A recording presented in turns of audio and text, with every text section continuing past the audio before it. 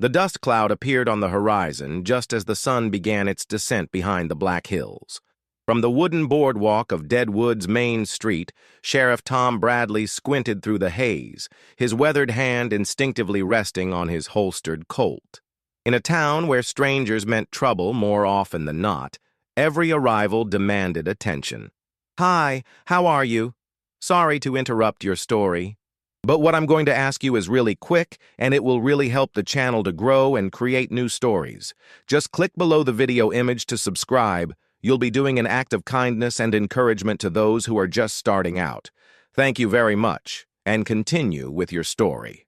The rider emerged from the dust like a specter from another time. Tall and lean in the saddle, he sat his horse with the easy confidence of a man who'd spent more years on horseback than on foot. His black hat was pulled low, casting shadows across a face that seemed carved from granite. The horse beneath him, a sturdy bay mare, moved with the measured gait of an animal that had traveled far and seen much. "Another drifter," muttered Doc Holliday from his chair outside the barber shop, not looking up from his newspaper. "Town's crawling with them these days." But Sheriff Bradley wasn't so sure. There was something different about this one. The way he held himself, the deliberate pace of his approach. This wasn't a man running from something. This was a man who'd already found what he was looking for, even if that something was solitude. The stranger reined in his horse outside the Gem Saloon, the most prominent establishment on Main Street. As he dismounted, the conversations on the boardwalk gradually died away. Men paused their card games, women clutched their shawls tighter, and children peered from behind their mothers' skirts. "Name's Silas Graves," the stranger said to the stable boy who approached nervously. His voice was low, gravelly, like stones grinding together. "Take good care of her. She's earned her rest." The boy nodded quickly, accepting the reins along with a silver dollar, more than fair payment for a night's boarding. As Silas gathered his saddlebags, the boy couldn't help but notice the worn leather of the man's holster, the way his coat hung to conceal but not hide the weapons beneath. Inside the Gem Saloon, the atmosphere was thick with tobacco smoke and tension. Conversations resumed in hushed tones as Silas made his way to the bar, his spurs jingling softly on the wooden floor. Bartender Jake Morrison, a burly man with arms like tree trunks, looked up from the glass he was polishing. "What'll it be, stranger?"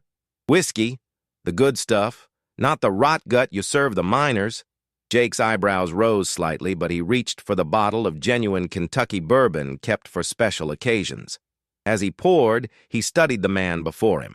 Silas Graves looked to be in his early 40s, with steel gray eyes that seemed to see everything and reveal nothing. His face bore the lines of a man who'd faced hard choices and lived with the consequences. "Passing through?" Jake asked, setting the glass on the bar. "Maybe." Silas took a sip, nodding approvingly at the quality. "Depends on what this town has to offer a man looking for peace and quiet." From a corner table, a voice called out with barely concealed hostility. "Peace and quiet? You picked the wrong town, mister."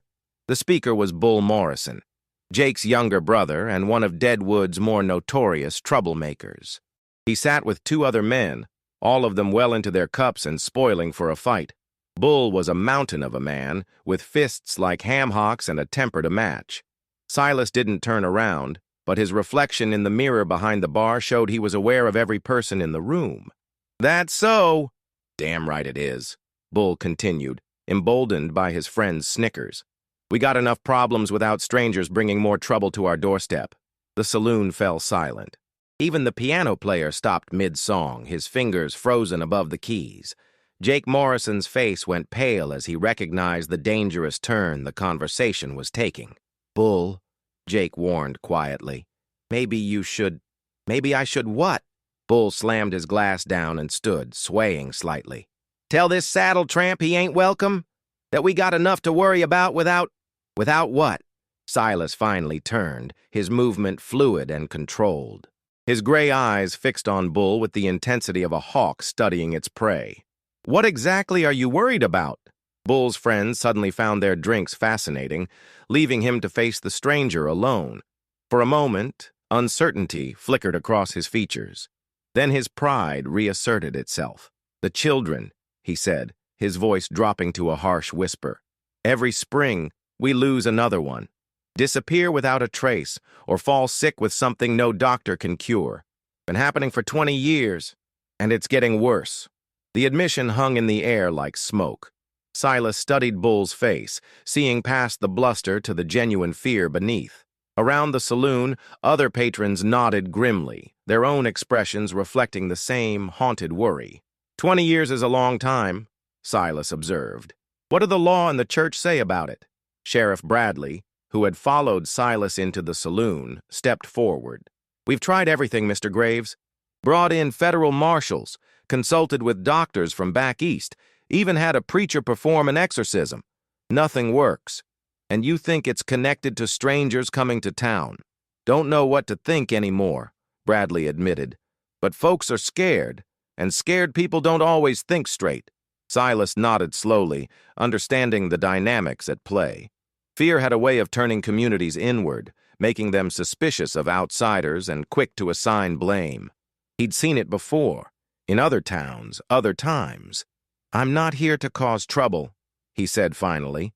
"Just looking for a place to rest my horse and maybe stay a few days." "There's a boarding house down the street," Jake offered quickly, eager to diffuse the tension. "Mrs. Henderson runs a clean place, serves good meals." As Silas finished his whiskey and prepared to leave, the saloon doors burst open.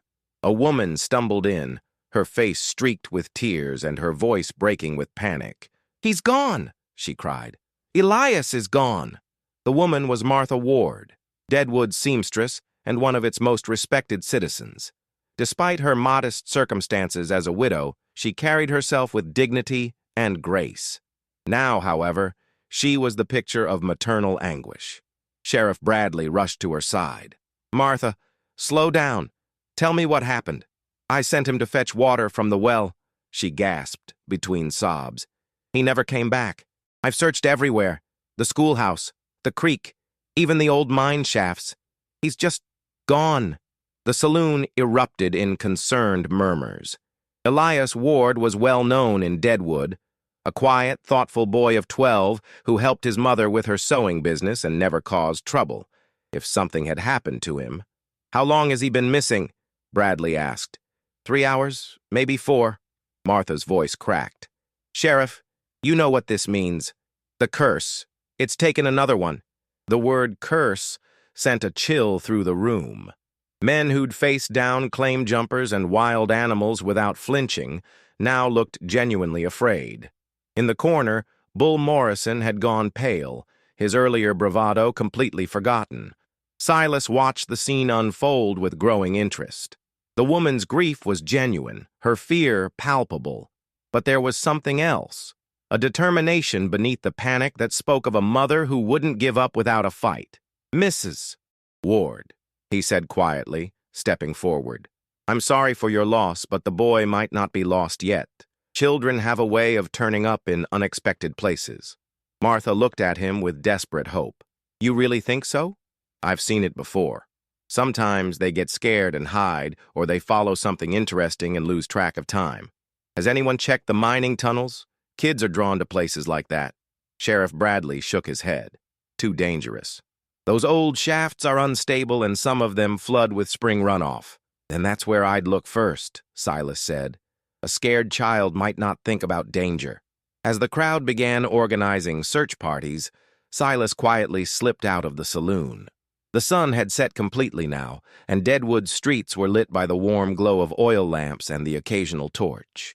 He made his way to the boarding house, his mind already working on the problem of the missing boy.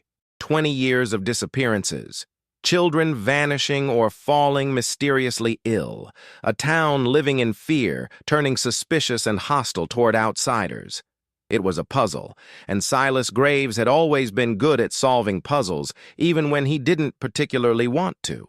As he settled into his room at Mrs. Henderson's boarding house, Silas found himself thinking about the woman in the saloon, Martha Ward.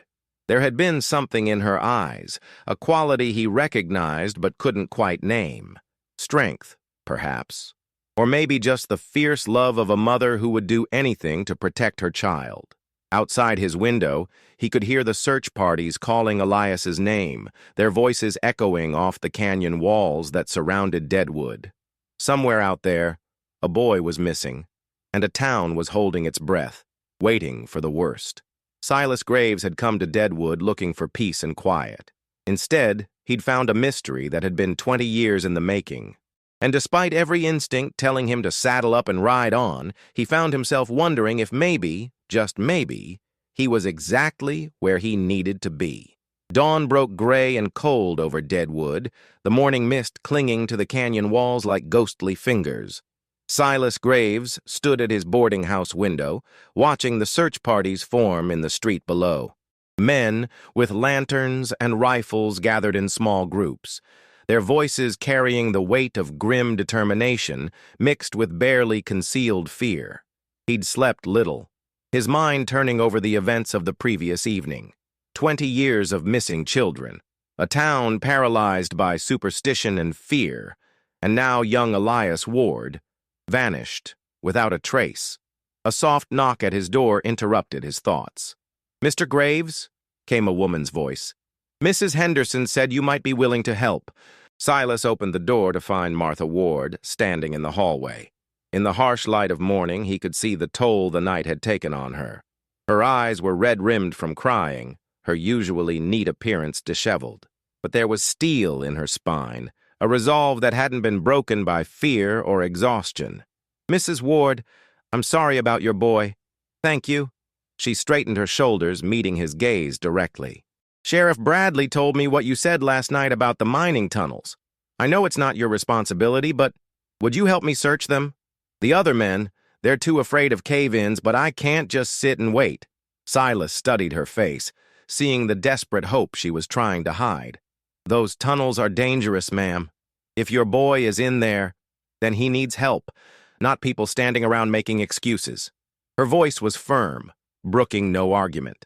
"I know you don't owe us anything, Mr. Graves. You're a stranger here, and Lord knows this town hasn't exactly welcomed you with open arms. But Elias is a good boy. He doesn't deserve whatever's happened to him." There was something in her tone that reminded Silas of another woman, another time, a memory he'd spent years trying to forget, of desperate pleas and promises he'd failed to keep. He pushed the thought away, focusing on the present. "I'll need rope, lanterns, and someone who knows the tunnel layout," he said finally. Relief flooded Martha's features. "Thank you. Oh, thank you. I know where we can get everything we need." 20 minutes later, Silas found himself standing at the entrance to the Lucky Strike mine, one of Deadwood's older claims that had been abandoned when the gold played out. Martha had managed to convince Tommy Chen, a young Chinese miner who'd worked these tunnels before they closed, to serve as their guide. "Most of these shafts connect underground," Tommy explained, his English heavily accented but clear. "Old Jedediah Boone, he dig everywhere, looking for the mother lode. Some tunnels go down 100 feet, maybe more." "Jedediah Boone," Silas repeated. "I heard that name mentioned last night. Who was he?" Martha's expression darkened. "The man who owned most of the mines around here 20 years ago. Rich, powerful, and mean as a rattlesnake. He disappeared around the same time the children started vanishing." "Disappeared how?" "Nobody knows for sure," Tommy said. "One day he here, next day gone. Some say he find big gold strike and leave town quiet like. Others say—" He glanced nervously at Martha. "Say what?" Silas pressed. "Say the mountain take him. Payment for all the damage he do." Silas filed that information away as they prepared to enter the mine. He'd brought his own rope and a reliable lantern, along with his Colt revolver and a Winchester rifle. If they encountered trouble in the tunnels, he wanted to be ready. The entrance to the Lucky Strike was partially collapsed, leaving only a narrow opening that required them to crawl through single file. Once inside, the tunnel opened up enough for them to stand, though the ceiling was low enough that Silas had to duck in places. "Elias!" Martha called, her voice echoing in the darkness. "Elias, can you hear me?" They moved deeper into the mine, following Tommy's lead as he navigated the maze of tunnels with practiced ease. The air was stale and cold, heavy with the smell of damp earth and something else, something that made Silas's instincts prickle with unease. "This tunnel connect to Boone's private mine," Tommy explained as they reached a junction. "He keep that one locked up tight, even from his own workers." "Why?" Silas asked. "Nobody know. He say it's special project, very secret. Workers who ask too many questions, they get fired. Or worse." They chose the left passage, moving carefully over loose rocks and rotting timber supports. The tunnel sloped downward, and Silas could hear the distant sound of running water. "Underground stream," Tommy confirmed. "Spring runoff make it dangerous. Water level change fast." As they progressed, Silas began to notice things that didn't quite fit. Scratches on the tunnel walls that looked too deliberate to be natural. Areas where the rock had been carved away with unusual precision. And everywhere, that strange smell, metallic and bitter, like old blood mixed with sulfur. "Martha," he said quietly, "tell me more about these disappearances. Has there been any pattern to them?" She was quiet for a moment, thinking. Always in spring, like Bull said. Always children between the ages of 8 and 15. And she hesitated. "And what?" "They're always the ones who ask too many questions. The curious ones, the ones who explore where they shouldn't." A chill ran down Silas's spine that had nothing to do with the cold air in the tunnel. "Like Elias?" "Elias is the most curious child I've ever known. Always reading, always asking why about everything. Last week, he came home with questions about the old mines, about why certain areas were off limits." Her voice broke slightly. "I should have paid more attention." They reached another junction, this one marked by a heavy wooden door that hung askew on rusted hinges. Beyond it, the tunnel continued into darkness. But there was something different about this passage. The walls were smoother, more carefully constructed. "Boone's private mine," Tommy whispered. "I never go in there before." Silas pushed the door open, wincing as it creaked loudly in the silence. The passage beyond was wider than the others, with timber supports that looked newer and stronger. Someone had spent considerable time and money on this particular tunnel. They hadn't gone 50 feet when Martha suddenly grabbed Silas's arm. "Listen," she whispered. In the distance, barely audible above the sound of dripping water, came a faint voice. A child's voice calling for help. "Elias!" Martha cried, starting forward. Silas caught her arm. "Wait! Something's not right." The voice came again, clearer now. It was definitely a child, and it was definitely calling for help. But there was something about the sound that made Silas's skin crawl, an echo that seemed to come from multiple directions at once. "We have to go to him," Martha insisted, trying to pull free. "We will, but carefully." Silas drew his Colt, checking the cylinder. "Tommy, stay close to Mrs. Ward. If I tell you to run, you run." They moved forward slowly, following the sound of the voice. The tunnel began to open up, and their lantern light revealed a vast underground chamber carved from the living rock. The ceiling disappeared into darkness above them, and the walls were covered with strange markings, symbols that looked almost like writing, but in no language Silas recognized. In the center of the chamber was a deep pit, perhaps 20 feet across.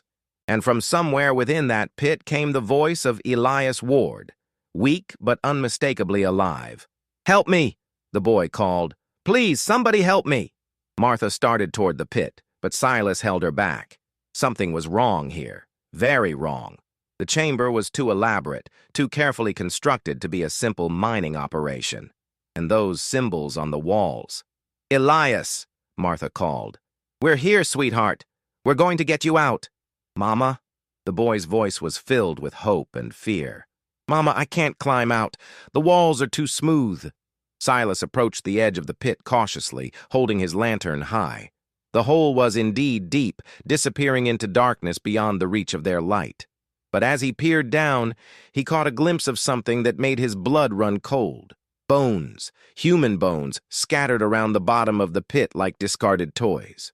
"Tommy," he said quietly, "take Mrs. Ward back to the entrance. Now." "What?" "No!" Martha struggled against Tommy's gentle but firm grip. "My son is down there." "Ma'am, please," Silas said, his voice urgent. "This isn't a rescue, it's a trap." As if summoned by his words, a new voice echoed through the chamber, deep, resonant, and definitely not that of a 12-year-old boy. Too late for that, stranger. You've come too far to turn back now. From the shadows at the far end of the chamber stepped a figure that made Tommy gasp in recognition and terror.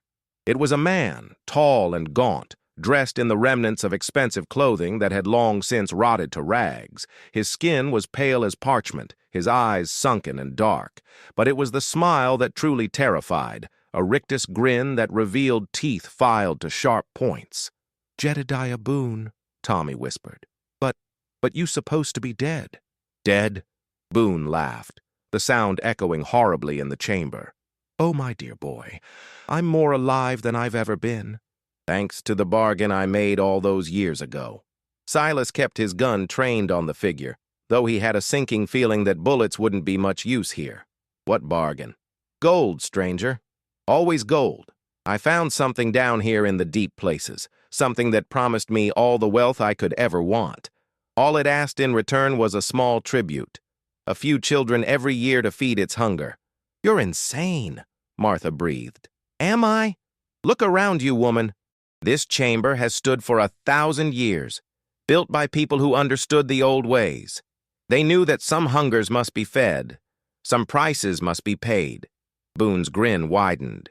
"Your son is merely the latest payment." From the pit came Elias's voice again, but now Silas could hear the truth beneath it, the hollow, echoing quality that marked it as something other than human, a lure designed to draw the desperate and the caring into this underground trap. "The real Elias," Silas said grimly. "Where is he?" Boone gestured toward the walls of the chamber, and for the first time, Silas noticed the alcoves carved into the rock. In each one lay the still form of a child, their faces peaceful as if sleeping. "Safe," Boone said. "Preserved. Waiting for the final ceremony that will complete my transformation and grant me true immortality." Silas felt rage building in his chest, a cold, controlled fury that he hadn't experienced in years. "You sick..." "Careful, stranger. One word from me, and your precious boy joins the others permanently. But I'm feeling generous today. Leave now. Forget what you've seen, and I might let you live long enough to reach the surface." Martha stepped forward, her fear transformed into maternal fury. "You want my son? You'll have to go through me first." Boone's laugh echoed through the chamber like the sound of breaking glass. "Oh, my dear woman, that can certainly be arranged." As the creature that had once been Jedediah Boone began to advance, Silas made a decision that would change everything. He'd failed to save a child once before, years ago. He wouldn't fail again. "Tommy," he said quietly, "when I give the word, get Mrs. Ward out of here. No matter what happens, get her to safety." "What are you going to do?" Martha whispered. Silas checked his weapons one more time, his gray eyes hard as flint. "I'm going to end this, one way or another." The standoff in the underground chamber stretched taut as a bowstring, each second heavy with the weight of impending violence. Silas kept his Colt trained on Jedediah Boone, though the creature seemed more amused than threatened by the weapon. "You know," Boone said conversationally, "I've been wondering about you, stranger. There's something familiar about you, something that reminds me of another man who once stood in this very chamber 20 years ago." Silas felt his blood turn to ice. "What are you talking about?" "A federal marshal, if memory serves. Big man, full of righteous anger and determination to save the children. What was his name?" Boone tapped his temple with one yellowed finger. "Ah, yes, Marshal James Graves." The name hit Silas like a physical blow. Behind him, he heard Martha's sharp intake of breath, but he couldn't take his eyes off Boone's grinning face. "That's right," the creature continued. "I can see the resemblance now. The same stubborn jaw, the same gray eyes. Tell me, boy, was he your father?" "My brother," Silas said quietly, his voice barely above a whisper. "Ah, how touching. A family reunion of sorts." Boone began to circle them slowly, like a predator toying with its prey. "He was so confident, your brother. So certain he could stop me, save the children, be the hero. right up until the moment I fed him to the thing that lives in the deep places. Rage flared in Silas's chest, but he forced it down. Anger would make him careless, and carelessness would get them all killed. You're lying. Am I? Tell me, Silas. Yes, I know your name. What brought you to Deadwood? Surely not coincidence. Surely not just a desire for peace and quiet. The truth was like a weight in Silas's chest. For 20 years he'd been following his brother's trail, piecing together the fragments of James's final case. The missing children, the abandoned investigation, the federal marshal who'd simply vanished without a trace. It had taken him 2 decades to track the mystery to its source.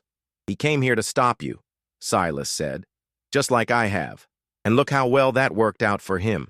Boone gestured toward one of the alcoves in the chamber wall. Would you like to see him? He's been waiting so long for a visitor.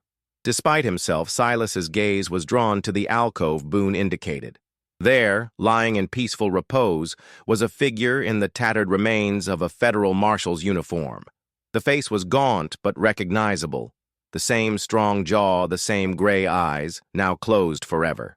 James, Silas breathed. He put up quite a fight, Boone continued, but in the end, he was just a man. Mortal, fallible, weak, just like you. Martha stepped closer to Silas, her voice urgent. Don't listen to him.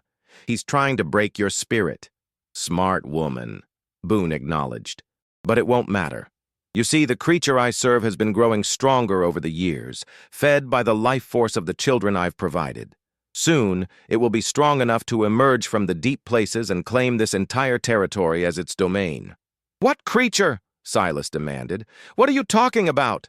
Boone's grin widened impossibly. Something old, stranger. Something that was here long before the first white man set foot in these hills. The native tribes knew of it. They called it the hunger that walks. They built this chamber to contain it, to keep it sleeping in the depths. But I found a way to wake it, to bargain with it.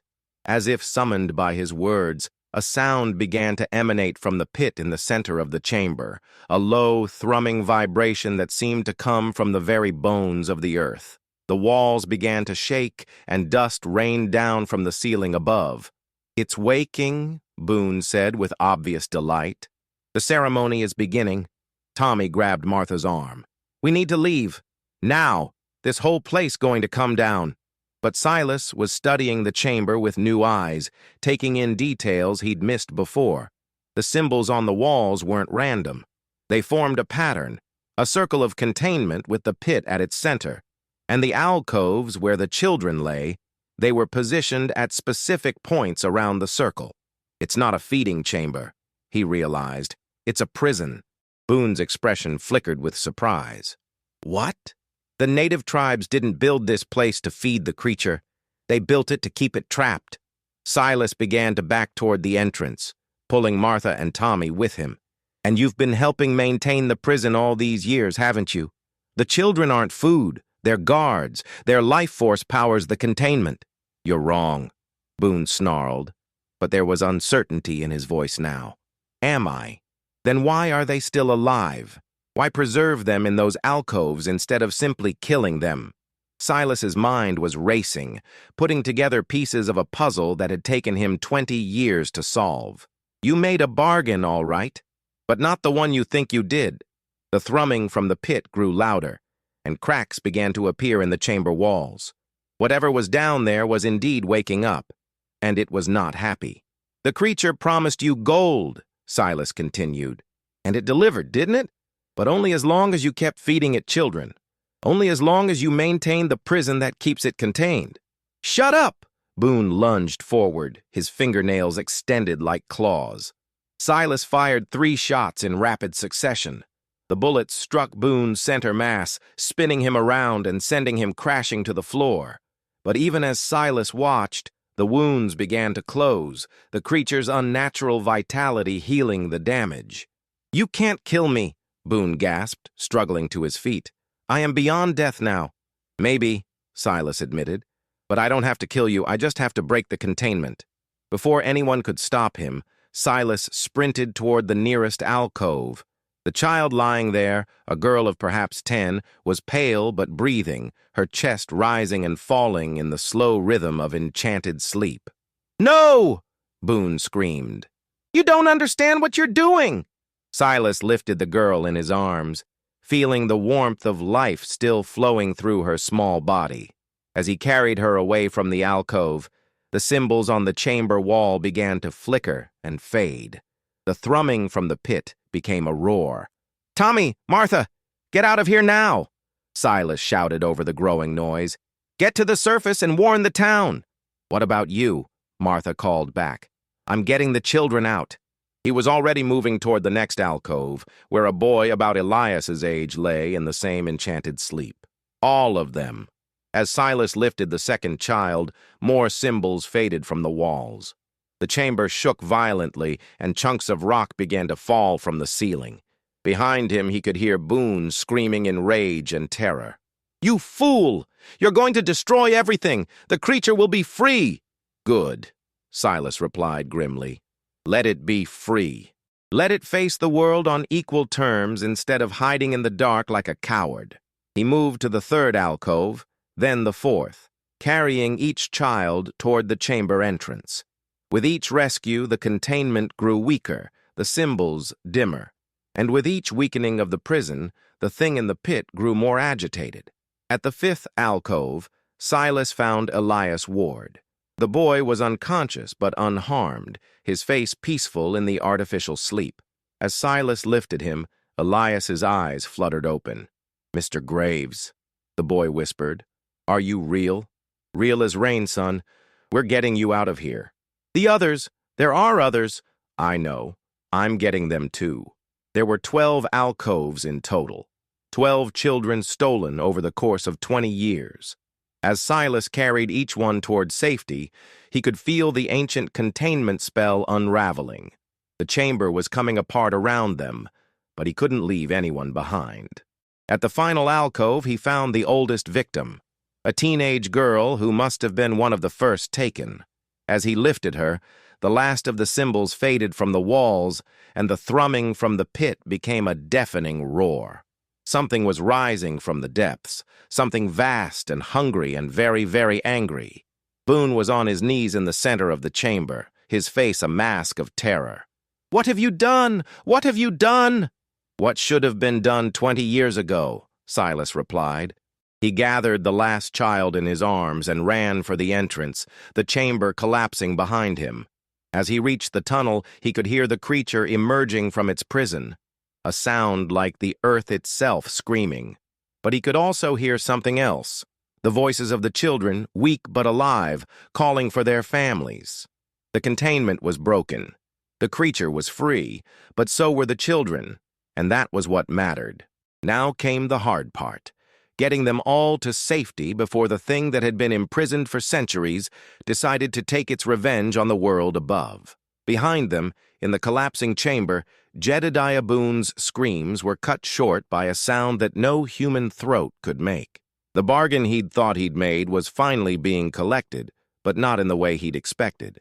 Silas Graves ran through the darkness, carrying the children toward the light, toward safety, toward a future that was no longer held hostage by the sins of the past. The real battle was just beginning. The tunnel shook like the world was ending. Behind Silas, the ancient chamber collapsed with a sound like thunder, sending shock waves through the mountain that rattled his teeth and threatened to bring down the entire mine system. But he didn't stop running. Couldn't stop. Not with 12 children depending on him to get them to safety. The first child, the young girl he'd rescued, was stirring in his arms, her eyes fluttering open as the enchanted sleep began to fade. Where am I?" she whispered. "You're safe," Silas told her, though he wasn't entirely sure that was true yet. "What's your name, sweetheart?" "Sarah. Sarah Mitchell." Her voice was weak but growing stronger. "I was picking flowers by the creek and then everything went dark." Sarah Mitchell. Silas remembered that name from his research into his brother's case. She'd been the first child to disappear 20 years ago, when she was only 8 years old. Now she appeared to be barely older, preserved by whatever dark magic Boone had used to maintain the prison. As they reached the junction where Tommy and Martha waited with the other children, Silas could see the terror in their faces. The mountain was coming apart around them, and from somewhere deep below came sounds that no earthly creature should make. "Is that all of them?" Martha asked, clutching Elias to her chest. The boy was fully awake now, though still weak from his ordeal. "All 12, Silas confirmed. "But we need to move. Whatever was in that pit is free now, and it's not happy about being disturbed." Tommy led them through the maze of tunnels with desperate urgency, following passages he'd memorized during his years of mining. Behind them, the sounds of destruction grew louder. The crash of falling rock, the groan of shifting earth, and underneath it all, that inhuman roaring that seemed to shake the very foundations of the mountain. "The main entrance is blocked," Tommy called back as they reached a familiar junction. "We need to use the old ventilation shaft. It comes out near the cemetery." The ventilation shaft was a narrow, steep passage that had been carved to provide air circulation to the deeper mines. It was barely wide enough for an adult, and climbing it while carrying children would be nearly impossible under normal circumstances. But these weren't normal circumstances. "I'll go first," Silas said, handing Sarah to Martha. "Lower the children down to me one at a time. Tommy, you bring up the rear." The climb was a nightmare of loose rock and cramped spaces. Silas had to carry each child individually, making multiple trips up and down the shaft while the mountain continued to shake around them. His shoulders burned, his lungs ached, and his hands were raw from gripping the rough stone. But he didn't stop. With each child he brought to safety, the sounds from below grew more distant. Whatever creature had been imprisoned in the deep places was either moving away from them or being contained by the collapsed tunnels. Silas hoped it was the latter, but he wasn't counting on it. The last child to be rescued was Elias, who despite his ordeal insisted on trying to climb on his own. "I can do it, Mr. Graves," the boy said with determination that reminded Silas of his mother. "I'm not helpless. I know you're not, son, but sometimes accepting help is the bravest thing you can do." As they finally emerged from the ventilation shaft into the pre-dawn darkness, Silas felt a weight lift from his shoulders that had nothing to do with physical exhaustion. They'd done it. Against all odds, they'd rescued every child and escaped the collapsing mine. But their ordeal wasn't over yet. The cemetery where they emerged was on a hill overlooking Deadwood, and from their vantage point, they could see the entire town spread out below. Most of the buildings were dark, their occupants still asleep, unaware of the drama that had played out beneath their feet. "We need to get these children to Doc Morrison," Martha said, her practical nature reasserting itself now that the immediate danger had passed. "They'll need medical attention, and we need to warn the town," Tommy added. "If that thing gets out..." As if summoned by his words, the ground beneath Deadwood began to tremble. Not the violent shaking of a cave-in, but something more rhythmic, more purposeful. Something was moving under the town, following the network of tunnels that Jedediah Boone had spent decades excavating. "It's heading for the main street," Silas realized. "The tunnels connect to the basement of the Gem Saloon." Even as he spoke, they could see lights beginning to flicker on in the buildings below. People were waking up, feeling the tremors, wondering what was happening. In a few minutes, the early risers would be starting their day, completely unaware of the danger lurking beneath their feet. "Take the children to the church," Silas told Martha and Tommy. "It's the strongest building in town, and it's on high ground. Barricade yourselves in and don't come out until this is over." "What are you going to do?" Martha asked, though her expression suggested she already knew the answer. "What I came here to do. Finish what my brother started." Silas checked his weapons. The Colt revolver, the Winchester rifle, and a knife he kept in his boot. Not much against a creature that had been imprisoned for centuries, but it would have to do. "Mr. Graves," Elias said quietly. "That man in the mine. He said he killed your brother." "Yes, he did." "Are you going to kill him back?" Silas knelt down so he was at eye level with the boy. "I'm going to stop him from hurting anyone else. Sometimes that's the same thing, and sometimes it's not. But either way, it's what needs to be done." As Martha led the children toward the church, Silas made his way down the hill toward Deadwood's main street. The tremors were getting stronger, and he could hear the sound of breaking glass and splintering wood as the creature moved through the underground tunnels. He reached the gem saloon just as the floor exploded upward in a shower of splinters and dust. The thing that emerged was nothing like what Silas had expected. It wasn't the massive, tentacled monster of his imagination. Instead, it was almost human in shape, tall, gaunt, with skin like polished obsidian and eyes that burned with an inner fire. It moved with fluid grace, as if gravity was merely a suggestion, and when it spoke, its voice carried the weight of centuries. "Free," it said, the word echoing with satisfaction and rage. Finally free. Behind the creature came Jedediah Boone, or what was left of him. The man who had made a bargain with darkness was now little more than a puppet, his body twisted and broken, his eyes empty of everything except slavish devotion to his master. 20 years, the creature continued, its burning gaze sweeping across the town. 20 years of imprisonment, of feeding on scraps, of being contained by the life force of children. The debt must be paid. People were emerging from their buildings now, drawn by the noise and the tremors. Sheriff Bradley appeared with his shotgun, took one look at the creature, and promptly retreated back into his office. Other townspeople scattered like leaves before a storm, seeking shelter wherever they could find it. But not everyone ran. Bull Morrison, the troublemaker from the saloon, stepped out into the street with a rifle in his hands. "I don't know what you are," he called out, "but you're not welcome in our town." The creature turned its burning gaze on him and smiled, an expression that was somehow more terrifying than any snarl or roar could have been. "Brave words, little man. Let me show you what bravery costs." It raised one hand, and Bull Morrison simply stopped. Not dead, not unconscious, but frozen in place like a statue. The rifle fell from his nerveless fingers, and his eyes remained open and aware, trapped in his own body. "That's enough," Silas called out, stepping into the street. "Your quarrel is with me." The creature turned, studying him with those burning eyes. "Ah, the brother. I wondered when you would show yourself. You have the same stubborn streak that made James Graves so entertaining. You killed him. I consumed him. There's a difference. His life force, his memories, his very essence, all of it feeds my power now. Would you like to join him?" Silas drew his Colt, knowing it was probably useless but needing to try anyway. "I'd like to send you back to whatever hell you crawled out of."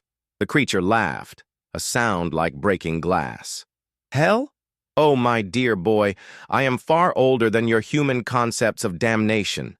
I was here when your ancestors were still cowering in caves afraid of the dark. I will be here long after your entire species has turned to dust. Maybe, but you won't be here tomorrow." Silas fired 6 shots in rapid succession, each bullet finding its mark in the creature's chest.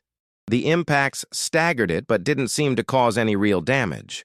The wounds closed almost instantly, the bullets falling harmlessly to the ground. "My turn," the creature said.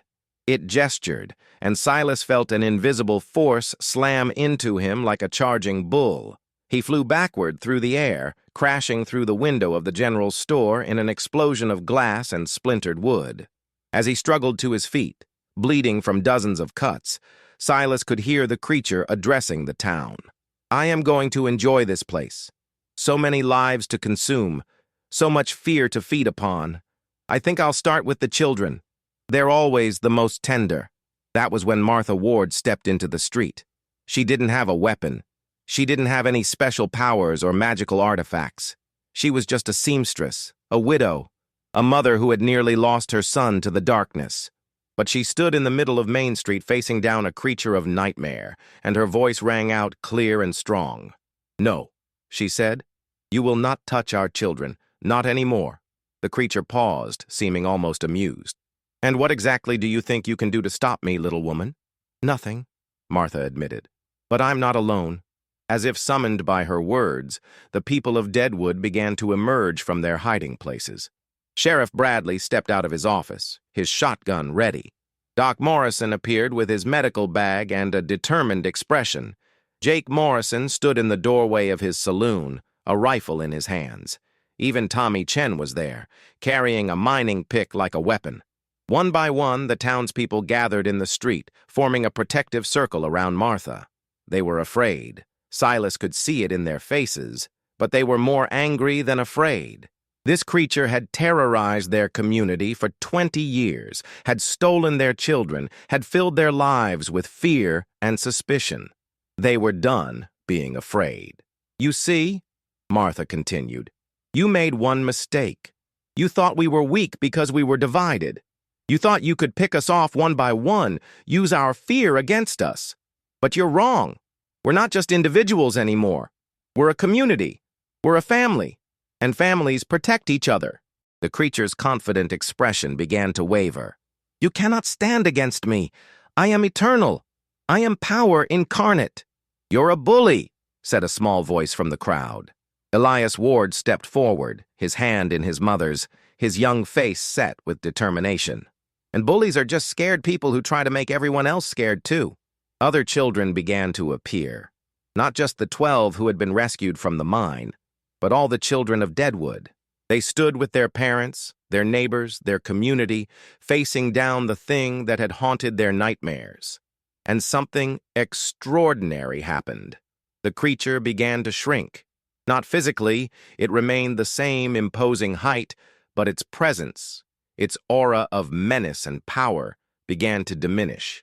The burning eyes flickered, the obsidian skin lost some of its luster, and for the first time since emerging from the mine, it looked uncertain. "What? What is happening?" it demanded. Silas understood. He pulled himself out of the wreckage of the general store, his wounds forgotten, and walked to join the circle of townspeople. "You fed on fear," he said, "on isolation, on suspicion, on the darkness that comes when people turn away from each other. But look around you.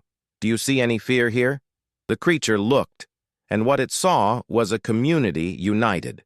People who had spent 20 years suspicious of strangers and afraid of their own shadows, now standing together in defiance of the darkness. The fear was still there, would always be there, but it was overwhelmed by something stronger: love, hope, the unbreakable bonds that form when people choose to stand together instead of apart. "No," the creature whispered, and its voice was no longer the confident roar of a predator. It was the whimper of something that had lost its power, its purpose, its very reason for existence. "Your time is over," Martha said gently. "Go back to the deep places. Sleep again. Dream of better things than fear and hunger." The creature looked around the circle one more time, seeing the faces of people who were no longer afraid of it. Then, without another word, it began to fade. Not disappearing, but becoming translucent, insubstantial, until it was nothing more than a shadow against the morning sky.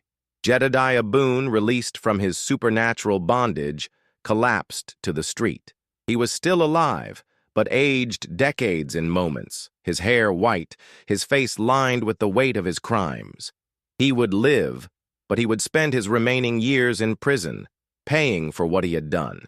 As the sun rose over Deadwood, painting the sky in shades of gold and crimson, the townspeople began to disperse. There would be questions to answer, reports to file, and a lot of explaining to do. But for now, it was enough that the nightmare was over. Silas found himself standing alone in the street, watching the sun rise and thinking about his brother. James would never come home, would never see justice served in the traditional sense. But his sacrifice hadn't been in vain. The children were safe, the creature was gone, and Deadwood could finally begin to heal. "Mr. Graves?" Elias Ward appeared at his side, looking up at him with curious eyes. "Are you going to stay in Deadwood?" Silas considered the question. He'd spent 20 years drifting from town to town, following his brother's trail, living with ghosts and regrets. But maybe it was time to stop running from the past and start building a future. "I might," he said. "This seems like a good place to settle down." "I hope you do," Elias said. "Mama says you're a hero." "I'm just a man who did what needed to be done. That's what heroes are," the boy replied with the simple wisdom of childhood. People who do what needs to be done even when they're scared. As Elias ran back to his mother, Silas Graves stood in the morning light and felt something he hadn't experienced in 20 years. Peace. The loner cowboy had found his home at last, and Deadwood had found its protector. The curse was broken. The children were safe, and sometimes that was enough to make a man believe in happy endings after all. In the distance, church bells began to ring, calling the community together for a service of thanksgiving. Silas adjusted his hat, checked his weapons one last time, and walked toward the sound of the bells. He had a feeling he was going to like it here. The end. Hello, how are you? Did you enjoy the story? Like, share, comment on which city you're watching from, and subscribe to the channel to help us continue adding new amazing videos. Thank you very much, and come back often.